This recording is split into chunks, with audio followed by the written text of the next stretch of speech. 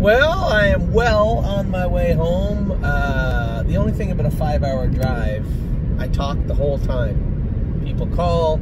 Somebody just called me. Somebody just called me and said, I watch all your videos. I'm just interested in maybe getting a couple of horses or something. He said, I figured I knew you were done after race 13, and I know you're on your way home now from the Meadows. Thought to myself, I don't think it'd be very hard to assassinate me. Everybody in the world knows where I'm at. So, yeah, it was a good day today. Very good day. Very, very impressed with Ailsund. I guess we shouldn't be too impressed. I knew when I scored her down. So I scored the filly down. I knew as soon as I scored her down that she was going to be good. The poor bugger.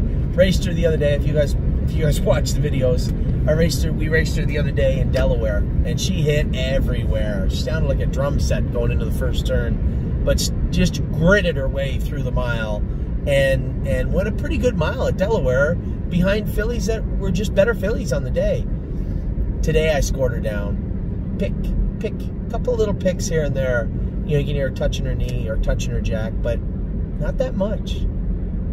And then when I went out of there with her and dropped her into the 2-hole, it was almost like, if you watch closely in the first turn, you can almost see her ears come forward. She knows that she's not hitting herself. We're going hard through the first turn. It doesn't hurt. Not hitting everywhere. And coming out of the last turn, that's the first time in quite a while she really kicked down and dug all the way to the wire. And that was a big mile. Now, little caveat. Track was almost like downhill today. The horses were flying. I won with one of Tim's trotters in 52-1, which equaled the fastest trotting mark of the year in the Meadows for a trotter. Any gait, any age, any sex. For a horse that showed 55 quite regularly. And then Arctic Force, who I know is a 53 pacer, 54, 53. It's beat a half a length in 51-3. Now you can see other horses struggling. Actually, he lost a shoe today too. You could see other horses struggling, so it wasn't like it was like every horse was just climbing all over one another in 51. But it just seemed like, I looked at Dave going to the wire. I was pissed going into the wire because I thought Arctic Force should have lumbered by that horse. I looked at Dave and he looked at me and I said, I believe this thing should have won. And then we both looked over at the teletimer at the exact same time. He looked at me and I looked at him, and I was like, that didn't feel like 51-3 to me. It was a beautiful day. It was 85 degrees, no wind, no scorching heat, just an absolutely perfect race day, weather-wise. Great, great, great day. So Ailsund raced very, very, very good. Then Tim's horse went in 52-1. Arctic Force just got beat at the wire, raced great also, and then in the last race, I drove something, a dapper dude of Tim's, and I think he was fourth.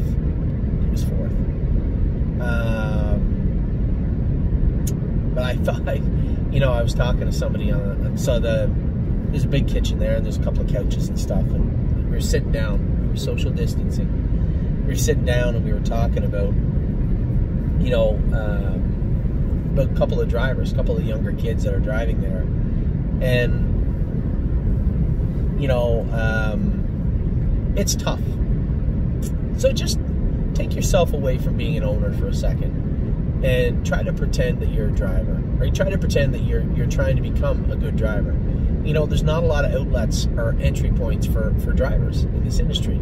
You almost have to be grandfathered in, right? You have to be a groom, be a trainer, be a driver. Then you have to find people that will list you on horses. Then you have to do good with those horses, or no one else will list you on horses. In the thoroughbreds, they let the younger apprentice jockeys race with less weight on to give them an opportunity, right? If you're a trainer, you're like, less weight if I put, not me, but put somebody on. So, it's a way in, right? But we don't have that in harness racing. So, there was a guy asked me to drive his horse, and I knew that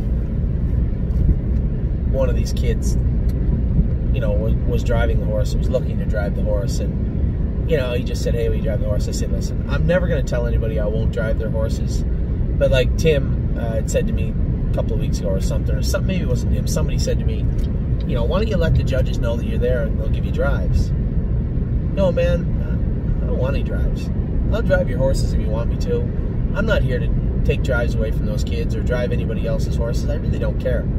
I want to drive our horses, right? I'll drive Tim's because, you know, he has our horses and I like working with them. But those days of, oh, yes, I got 11 drives today. Meanwhile, as you look through the program, most of them are 8 turn. You guys saw, you know, Northfield and the Meadows the other day. You know, that shit show. 10 to 1, 8 to 1, 9 to 1, parked. You know, no good. No thanks. I don't. You know what? I would, as I said, the nice old man come up to me. I got parked with his horse. Horse was long shot. He said, you know, can you race him? He said, everybody drags him to the back. Well, I can tell you why they all drag him to the back. So I get parked with him. I leave with him. I get parked. I felt so bad too because the guy had all this nice equipment on this horse. I think if you added up all the equipment, it was worth more than the horse was. So he puts all this nice equipment on the horse. I'm clearing to the half. Somebody throws me a bone. Jim Pantliano, I'm sure he was going to cut me loose. And the horse is like trying to lumber his way to the half, to the front.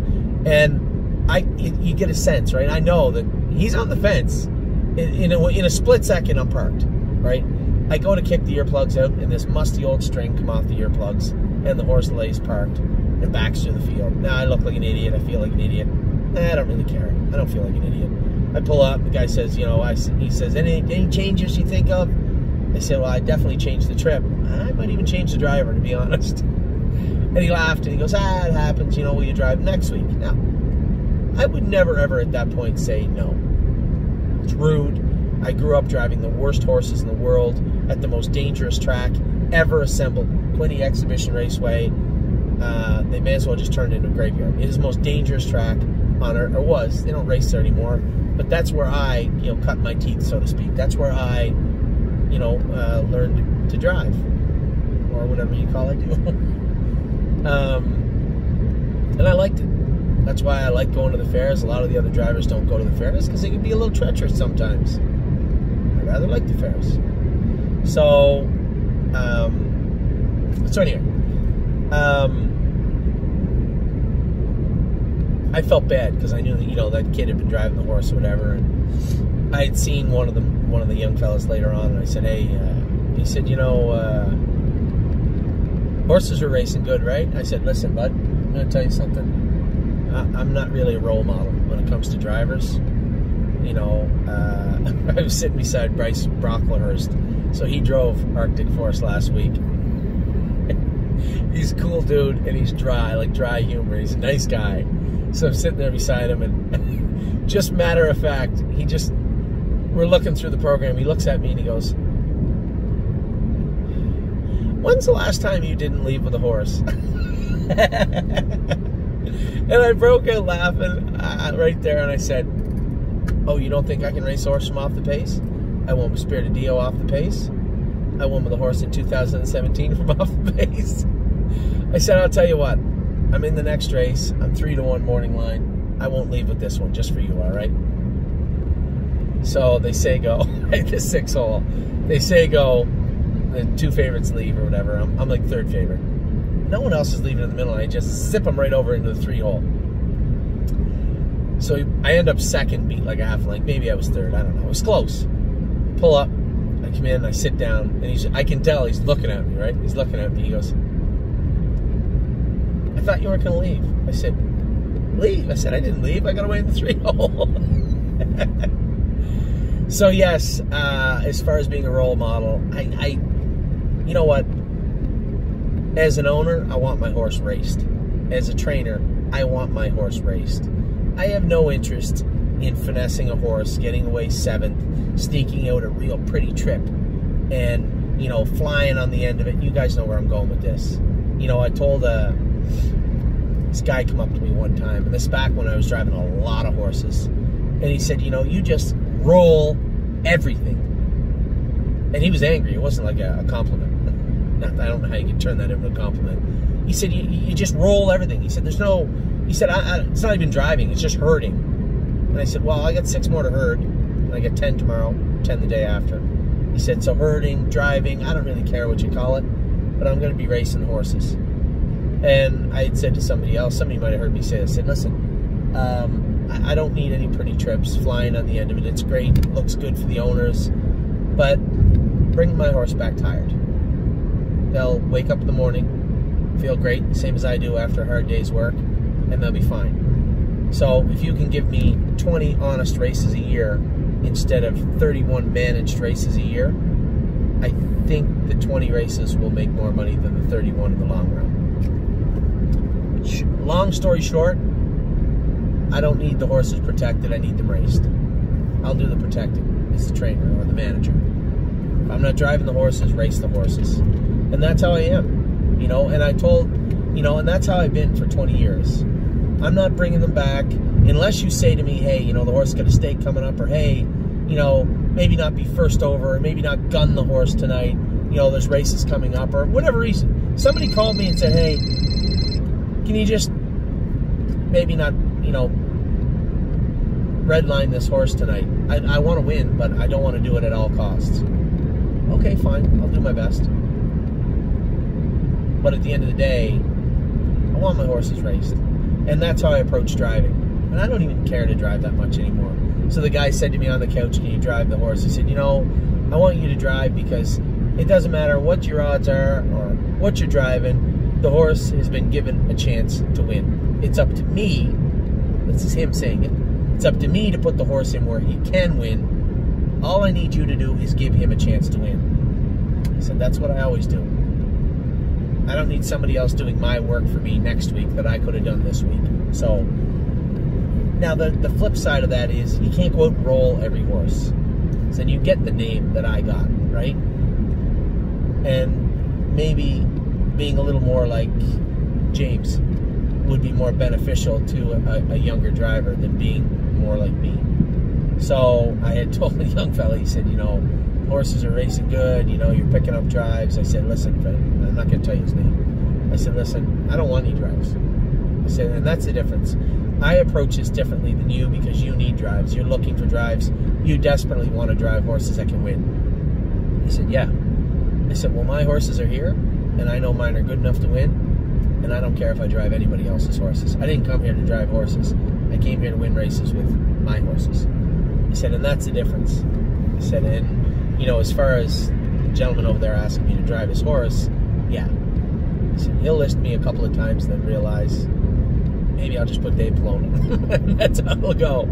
But just keep doing what you're doing. You know, give your horses a shot to win without making yourself look bad. Me, I don't care if I look bad. You need to pay attention. So, nice kid and a great driver's colony. It's just different racing. And once in a while, you know, you get to feel like a driver, but days like Monday and Sunday make me not miss being a driver. I can tell you that. It's not that I don't like racing. It's just when you're driving long shots, it's no fun. It's no fun. So, again, a long story, but hey, I'm the one with the 5-hour drive ahead of him, not you. 3 hours and 50 minutes left. What else? So we had a great day today. Tomorrow, very important. Tomorrow, if you have spent the last 13 minutes and 46 seconds listening to me ramble, then it's worth it. Because tomorrow I am going to break 11 babies. You come to Tamiko now. I'm pretty sure in Ontario you still have to social distance, so you can park up by the fence. I'm going in the jog cart with 11 babies for the first time tomorrow. It's got to be done. I might even do it again Sunday. I think I might. But Saturday, all the babies are going in the carts. All of our babies are going in the cart on Saturday. I'd reported to you that I had bought another Ontario-bred horse. That deal has since fallen through. So I have one. I have a muscle mass. I didn't get the royalty for life colt. It's not a big deal. It's neither here nor there. I thought I was doing the guy a favor, and they ended up wanting to keep the horse. Good for him. Hope he wins the Wellwood with him next year. But when it comes to tomorrow, a lot to go on. We have a ton of horses. I'm so excited. I love, you know, and somebody said to me, well, let me hear you. Who's going with you? Because James and I love breaking babies. James already broke broke his collarbone. Can't be out there ripping and tearing and wrestling with horses. Danny is still on disability from his ankle breaking. Now, he said, I could come off disability and go back to work, but without a lot of horses, it makes no sense, which is correct. He had to sell all his horses.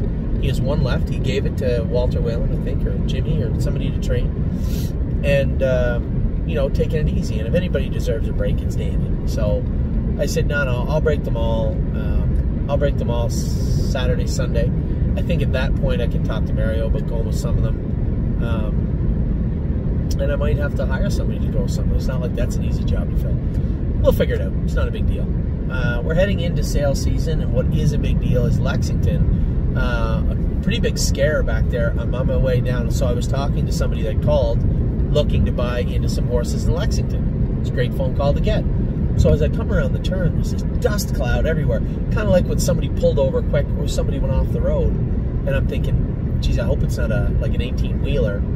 And two cars pull over right away. I'm like, oh my God, there's an accident, like right in front of me. So I pull over. You know, not that I can do anything, but I always want to help if I can. So what had happened was, so I'm going down this highway. I don't know what highway this is.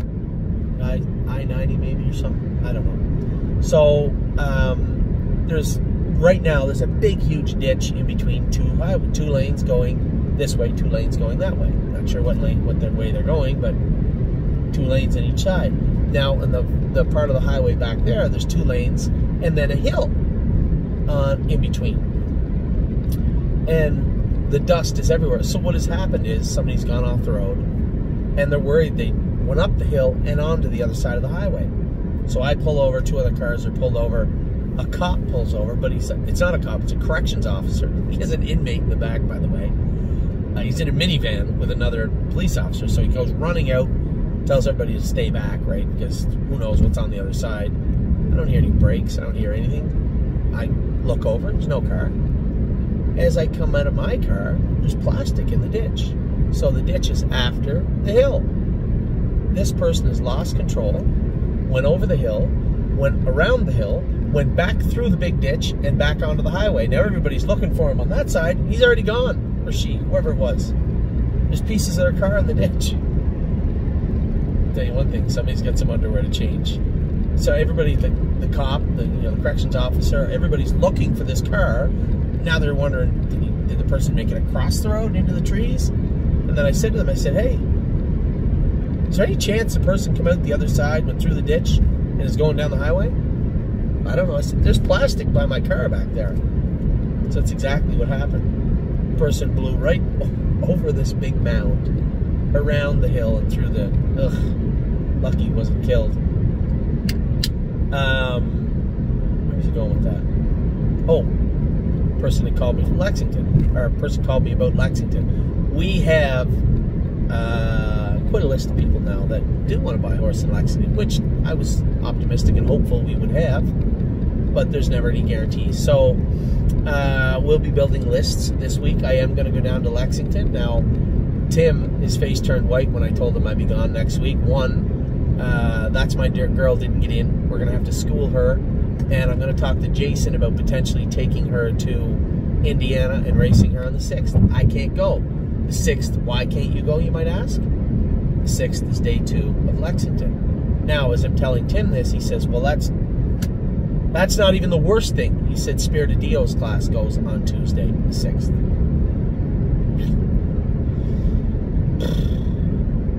I said, oh. Well, I'll tell you what I'll do. I'll pick out my horses. I went on my phone. I said, I'll tell you what we'll do. I'll pick out what horses I need. There is a flight. You've heard this before. There is a flight that leaves at 7 o'clock in the morning from Lexington. Has me into Pittsburgh International Airport at 11. It's an easy run over to the races. If you can convince the race secretary, which I would hope you can, to get Spirit of Dio in the first 4 races. One of the first 4 races. 5 even. I can drive Spirit of Dio and any other horses we have up until race 5. Immediately following race 5, I need you to drive me back to the... No, race 5 won't do. Race 4. I need you to drive me back to the airport, where I will board a plane at 3:10. That will have me back in Lexington, Kentucky at 7:22. Lexington International Airport, where my car will be parked, is 25 minutes to the sale pavilion, I believe.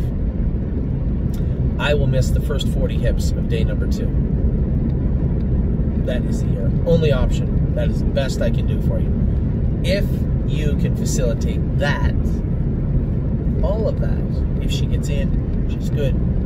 If you can get her in before race 4, I will come back and drive her if you need me to, which I think by the look on his face he does. So nothing's ever easy in my life, is it? So this is what my week is going to look like next week. Drive. Thursday, qualify Sebastian U, which I will say I'm 99% sure will qualify. Get a couple other horses to qualify, a couple of school. Done for Thursday. Friday, going to race some horses at the Meadows. Then I'm going to get my car. And I am going to go to Lexington, Kentucky. I'm not going to be there on Monday, Tim. Can't do that. Actually, theoretically, I guess I could come home Monday because that's day 1 of Lexington. What the hell are we going to buy on day 1 in Lexington? But I should be there. I'll be there for 40 hips into day 2. Now, if there's horses I need in day 2, I believe we have a couple of clients that are coming down that can bid on these horses for me. I'll already have a video done of any horses and a price point put on them, and people with their name on a form like we did in Ohio, speaking up for them. Anyway, all this is semantics. We can get all this done. At the end of the day, I'm going to Lexington early. I'm going to do as some of the younger generation might say, a shit ton of videos. I'm going to have a ton of videos done and get them all out to you guys. We're going to send forms out. Now, I have had a very strong and optimistic outpouring of support for Lexington, which is good. Lexington is a big sale. By the way, there are 90 Ohio breds in Lexington. If you've been following my videos or any of my interviews, I've said that I wanted to get to 20 Ohio breds. We're halfway there. We got 10. Might not get to 20, but we got 10 right now. And there's a number of fairly interesting Ohio breds in the Lexington sale. So that is what is going on this week. I can't say the Tuesday flight is going to happen for sure. We'll see. It's an option. I've looked at the flight, 7:15 from Lexington into Pittsburgh at 11 o'clock. That puts me in the Meadows at 11:30. I can race in the first 4 races, which gets me, now I will get my boarding pass home, because I'll have no luggage with me.